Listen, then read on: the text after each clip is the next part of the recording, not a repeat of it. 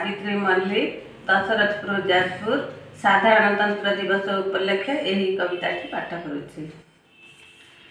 पालन हुई साधारणतंत्र दिवस प्रतिवर्ष आरंभ जानुआरी मास 50 मसीहा पुणी साल 1926 तारीख है जानुआरी मास।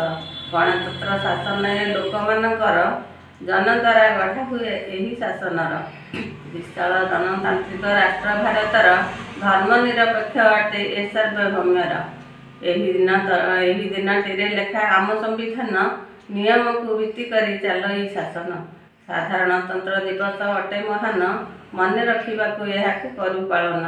प्रतिवर्ष आम राजधानी दिल्ली ठारे यही उत्सव पालन महासमारोह जातीय पताका आमे करी उत्तोलन भारत मातार करू आमे जयगान।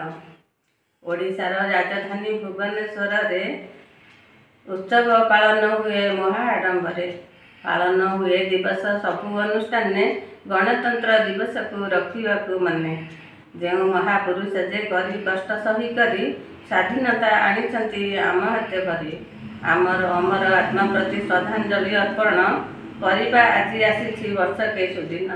जो माने लड़ी करी देले स्वाधीनता तांको पाद तले सदा नमु आम मथा।